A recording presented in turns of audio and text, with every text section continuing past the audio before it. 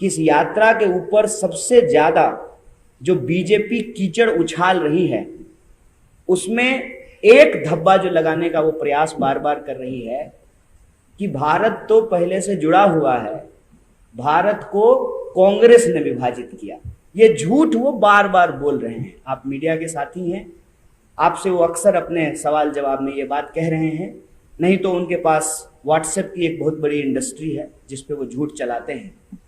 तो मैं आपसे ये साझा करना चाहता हूं कि जिन्ना की विभाजनकारी राजनीति के साथ आज जो लोग गद्दी पे बैठे हुए हैं, उनकी विचारधारा से संबंधित संगठन हिंदू महासभा का गहरा संबंध था।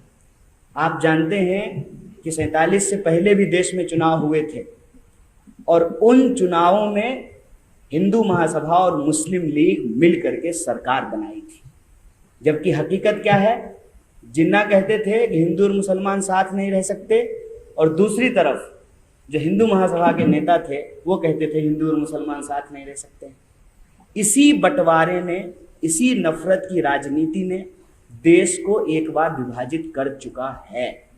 और आज जब हम 2022 में भारत जोड़ो यात्रा निकाल रहे हैं, तो हमारी सबसे बड़ी चिंता यही है कि जो देश जमीन से जुड़ा हुआ है, जो देश ज्योग्राफिकली जुड़ा हुआ है, वह देश इमोशनली भी जुड़ा रहे। जमीन के साथ साथ हमारी भावनाएं भी जुड़ी रहे, हमारी उम्मीदें भी जुड़ी रहे, हमारी आशाएं भी जुड़ी रहे।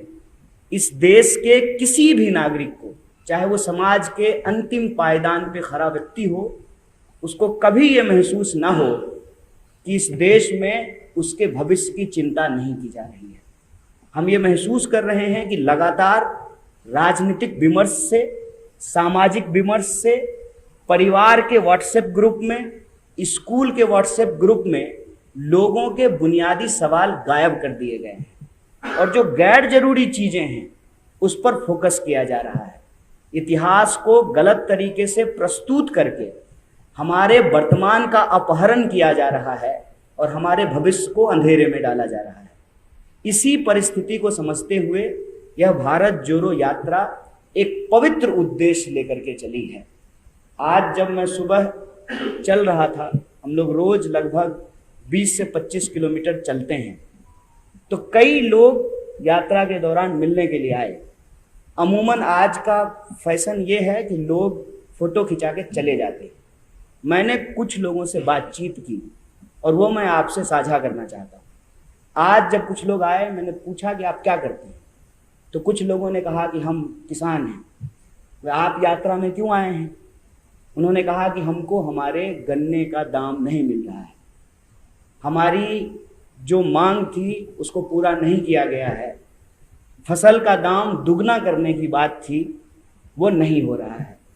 कुछ ऐसे नौजवान थे जो कॉरपोरेट में नौकरियां करते थे इसी इलाके के, और घर से बहुत दूर जा करके औरंगाबाद में उन्होंने इंजीनियरिंग की पढ़ाई की, MBA की पढ़ाई की, और लॉकडाउन के बाद जो है वो जब वर्क फ्रॉम होम कर रहे थे, अचानक एक दिन कॉल आया और उनसे उनकी नौकरियां छीन ली गई।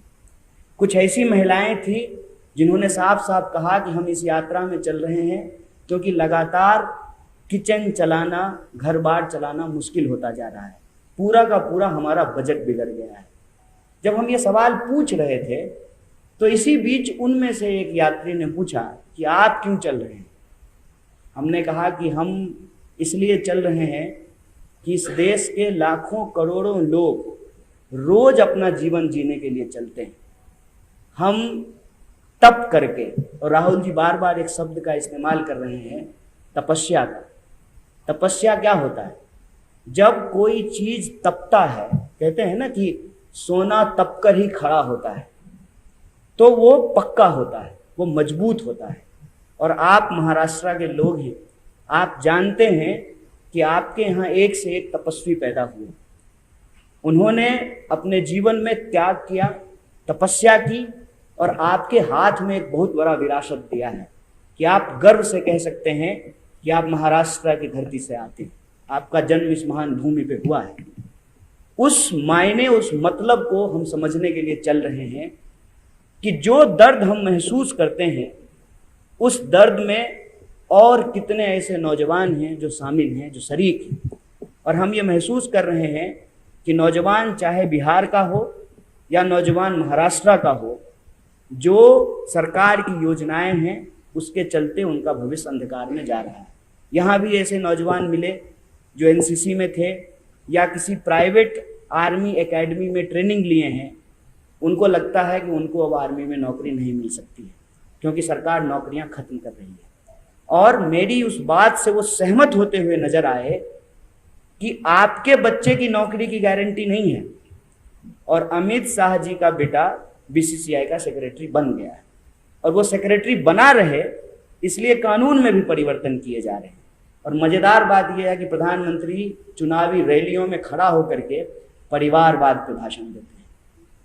ये जो देश की गंभीर परिस्थिति है, इस परिस्थिति में भारत जोड़ो यात्रा का एकमात्र लक्ष्य है कि अगर समाज में नफरत होगा, अगर समाज में डर होगा, अगर समाज में गुस्सा होगा, तो समाज के लोग आपस में लड़ेंगे।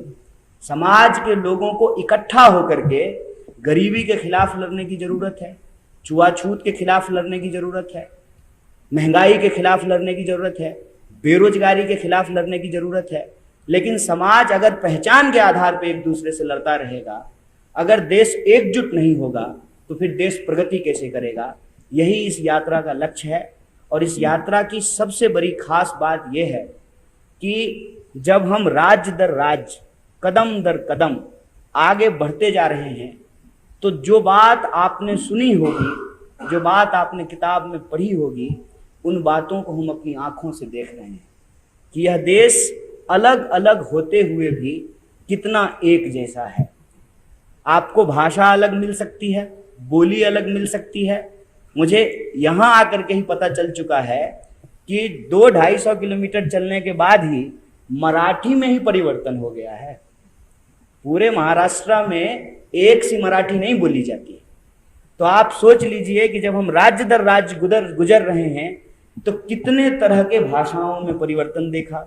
लोगों की खान पान, बोली, विचार, जीवन जीने के तरीके, मकान और दुकान के बनाने के तरीके, ये देख करके लगता है कि यह देश इतना विविध है और इसकी विविधता इसकी ताकत है।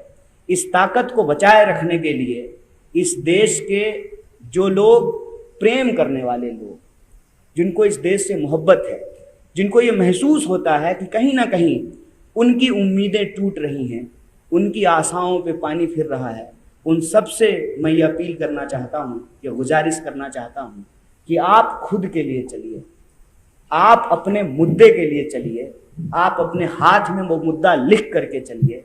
कोई अगर महिला चलना चाहती है तो वह नारी सुरक्षा के लिए चले, कोई नौजवान यदि चलना चाहता है तो रोजगार के लिए चले, कोई अगर सामान्य परिवार चलाने वाला व्यक्ति है तो वो महंगाई को लेकर के चले, कोई किसान अपने फसल के दाम को लेकर के चले। और मीडिया के कुछ साथी इसलिए भी चल सकते हैं कि सरकार की तमाम बदनामियों को छुपाने का काम आज आपके कंधे पे आ गया है। अगर ये काम आप नहीं करेंगे तो आपकी नौकरी भी खतरे में पड़ जाएगी। तो आप अपनी सुरक्षा के लिए चलिए। यह यात्रा देश की यात्रा है। कांग्रेस बस इस यात्रा को ऑर्गेनाइज कर रही है। बार बार लोग ये सवाल पूछ रहे हैं कि बीजेपी को हराना है। बीजेपी को हराने के लिए यात्रा नहीं है, देश को बचाने के लिए और देश को जिताने के लिए यात्रा है।